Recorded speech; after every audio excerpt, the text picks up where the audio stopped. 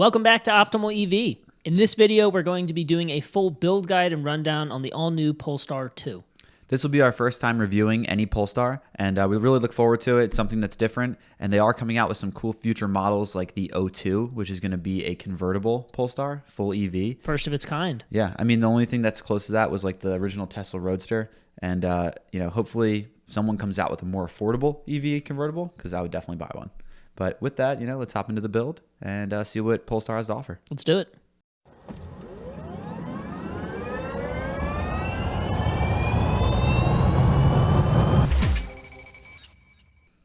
All right, here we are as usual on the builder page for the Polestar 2, and at the top you'll notice the starting price is $45,900, and this does not include the additional all-wheel drive model. So if you add that $4,000, you'll notice at the very bottom we have $51,200. That seems pretty worth it. You lose 20 miles, but you do get the all-wheel drive. So if you're someone that really cares about performance, or you need it for the climate that you're in, snow, I think it's worth the money. $4,000 is not bad compared to other brands who've maybe charged $10,000 for some of the battery increases or the all-wheel drive. For sure. It's definitely a very reasonable upgrade in my opinion. At a first glance, the front of the car definitely seems like its strong suit. I think the side profile is kind of weak, not really my favorite, but if it's for you, it's for you. The back is honestly almost identical to a regular Volvo, so if that's something you're into, you're probably going to like this car. Yeah, my personal preference, I've never really been a huge Volvo person when it comes to the design of it. So this car didn't really shoot out to me, and I didn't fall in love with it at first. I definitely like the front of the grille. I think that pixelated look, just like the Ioniq 5, is really stylish.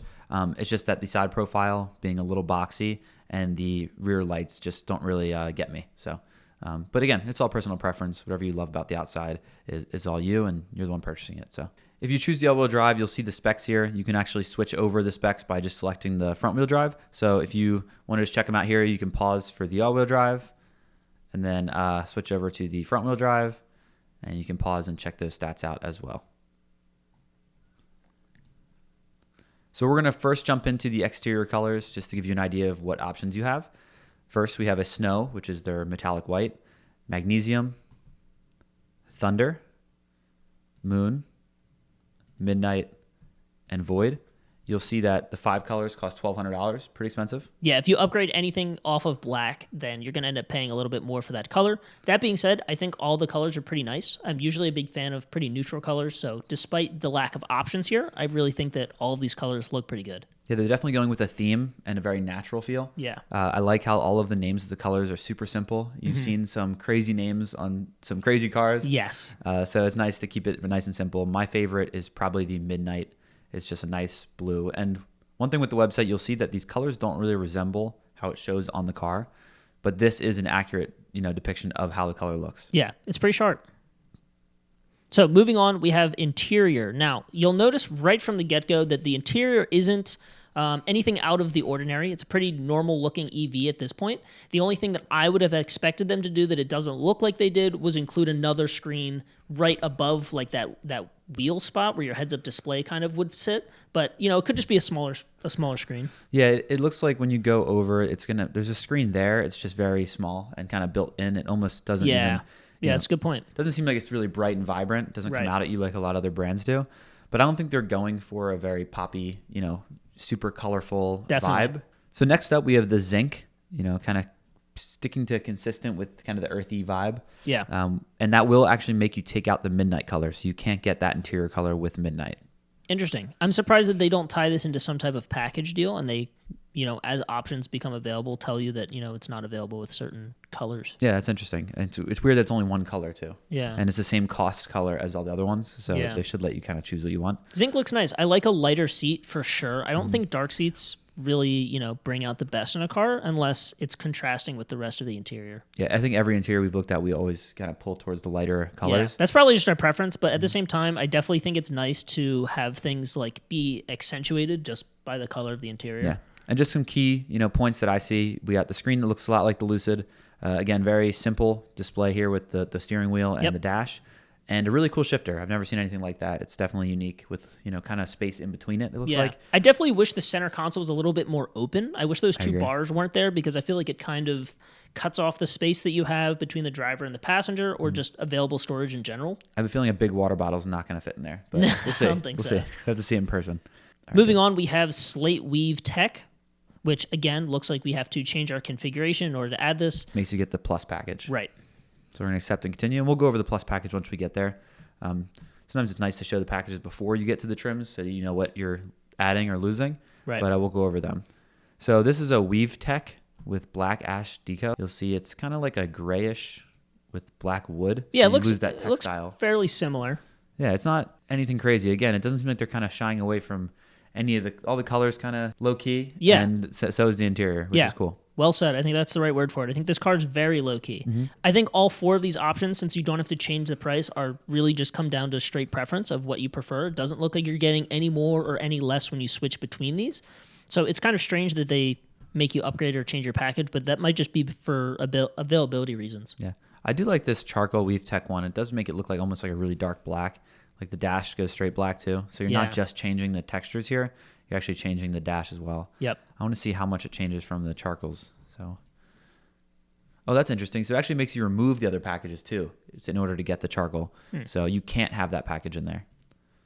So yeah, the dashes change on both. And then these two dashes are the same. Yeah, so the bottom two, the charcoal and the zinc, are on the same package, whereas Slate Weave Tech and the charcoal Weave Tech, which is like obviously cloth versus like this embossed textile. And then we have one last one, which is a $4,000 option for an interior. But it does give you Napa leather, which seems to be the only leather option on this car. So let's see how that looks. Oh, that's interesting. Yeah, that looks pretty good. I think this would have to look a lot better depending on the exterior color you go with, in my opinion. But honestly, anything with ventilated seats usually gets my attention. Yeah, I like the wood. It's definitely different. It almost has like a sand feel to it. Yeah. I like this kind of styling here. It almost has like the Polestar logo kind of built into it, where it's kind of squared off in certain spots. I like it though. It's definitely unique. At least you get a couple different options for the interior. Some brands don't really allow you to customize it too much. Yeah. I do wish that more brands would start to let you change the color separate from the trim. I feel like that's just something that feels like it makes it more your car. Right. It's much more customizable. I think honestly, for what you get out of this, it's not worth $4,000. This would be a pretty premium interior upgrade to choose for, especially since the other ones pretty much come default by the package. But your preference. Yeah. And then one last key feature I see is that the play button is kind of for the music. Looks like. Oh, it looks like your media control is right in front of the prindle. Yeah. I don't know how accessible that would be if you reach over the I'm shifter. sure there's a steering wheel one as well, though, which is nice. So only for the passenger, it's kind of different. All right, so let's hop into the packages. First one we're going to have is the Pilot, which is going to be $3,200, and you'll get a couple nice features in here. First thing I can tell here, I really like that everything is very concise. I hate when you have to read through a bunch of package details 100%. to really tell exactly what it is that you're getting, and this is very straightforward. Yeah, the whole website has seemed very straightforward, simple, not too many animations going on that kind of mess you up while building it. Yeah, we had a few issues loading some pictures, but honestly, other than that, I think this website is really good for building this car. For sure. Anyway, Pilot gives you pixel LED headlights, light sequences, LED front fog lights with cornering lights, which I believe is probably just active steering lights. Is that what it means by cornering? So if there's a deer in your blind spot, the turning lights should be able to see it, right, and you'll be able to react to it a little faster. 360-degree camera, as well as driver assistance with pilot assist, adaptive cruise control, and emergency stop assist. Those are honestly pretty much basic safety features across most cars at this point, as long as you upgrade to that premium package on most cars. Next thing is the driver awareness with blind spot information. So this is obviously your blind spot detection, and steering assist. So obviously, if you were to try and steer into that lane and there's a car there, the car is going to try and assist you the other way. Cross traffic alert, that one's good. That is a good one. Yeah, I feel a lot of people are getting more accustomed to the cross traffic alert. Like more people know about it and look into it and see how important it is for when you're backing up and you need to alert that someone's coming while you're backing up. I mean, that's an awesome feature. Yeah, it's definitely an underrated one for sure. Automatically dimmed exterior mirrors. That's actually really nice. I'm surprised that's included in this package. Kind of a luxury feature, but at the same time, definitely a convenience. And lastly, we have park assist side, which maybe is a little too concise. I'm not exactly sure what that spec entails. There's no other details on here about it, but yeah, the way what I get from it is that most of the time when you include all of these features, you get some sort of park assist feature where it'll park for you perpendicular or parallel. Maybe by side it means it only works for one of them, but they don't really tell you too much on the website. The next package we have is the Plus package, which again, they're keeping it very simple. And to start, we do have a heat pump, which should heat up the cabin a lot faster than the standard package that doesn't have the heat pump. You'll get a fixed panoramic sunroof, including a projected Polestar symbol. That's pretty cool. I think it's the one right there on the top. Yeah. That's pretty sweet. Harman Kardon premium sound, very popular in the automotive industry, an awesome sound system. They don't tell you how many speakers are on it, so that's unfortunate. The next thing we have is the WeaveTech charcoal or slate seats with the black ash decor inlays, which is why it made us switch to that trim inside. Next is the full power seats, including 4-way power lumbar support, which has memory on just the driver's seat, not any of the others. Next is a heated rear seat, steering wheel, and washer fluid nozzles. Now, I have not seen many cars explicitly mention washer fluid nozzles, but in the Northeast, when it gets frozen and nothing comes out of those nozzles, this is a very clutch thing to have. That is awesome. I'm surprised that's heated. Yeah. I've never heard that before. I haven't either. Other cars have that we don't know about. Yeah. And then one other thing, from the memory seats, I think they're only giving it to the driver because of chip shortages. I have heard that that's something that a lot of car companies have been taking out of because of that. That's a good idea. Interior high-level illumination, which sounds like interior lighting, inductive charging 15 watts for a smartphone, so a wireless charger, and a grocery bag holder, all for $4,000. They had that grocery bag holder in. That's pretty funny. Yeah. I think for $4,000, this is honestly a spectacular package. I think there's a lot of really nice premium features that come with this that you're used to in other cars, but also a few that come from like higher-end models, like the Harman Kardon, along with full power seats and memory. I think that's really good for the price. The seats, the speakers, and the panoramic moonroof alone are probably worth it for this package. Yeah. I wonder if there's no power seats at all, or if it's just adding the lumbar support. That's a good question. Because I don't see the automatic seats mentioned in the previous package, so that's something interesting. If there's not automatic seats on the standard package, that does kind of suck for spending $45,000, $47,000 on a car. If you know the answer, let us know down in the comments. We'd love to know why. Next is going to be the performance package. And again, just like Sam said with mentioning in the comments, we do try to go over the builds and, kind of give you all the information on the options that they explain. But sometimes they don't really give us all the information on the builder sites. So we will, answer any questions down in the comments and do any research for you that you need us to do. So we're going to hop into the performance. It's $5,000. Yeah, on top of the rest. So this better be pretty good. So we have the dual flow valve shock absorbers, which I don't want to say this word. I don't really know how to say it. Probably just Ohlins, but who knows? It's German. I want to risk it. You guys are brutal in the comments sometimes. Next, we have the gold Brembo 4-piston aluminum front calipers. They look pretty cool, the gold calipers. These are pretty sharp. Also, those wheels are sweet. I've never seen kind of that two little lines that go in between the spoke. Yeah, the 4 Y-spoke polished forged alloy wheels. Yeah, the Y-spoke has two lines in it. I like that. This looks pretty sick, for sure. I mean, it's funny because at first glance, the exterior of this car is not something that pops out to you, and then maybe you check out the wheels and you're like, oh, wow. Is that a... Wheels do a lot for... Is that a performance car? Exactly. People say a wheel can change the whole look of a car, which is very true, especially for me. Yeah, next we have performance summer tires, which are nice to have unless, you're maybe in the Northeast and it's super cold.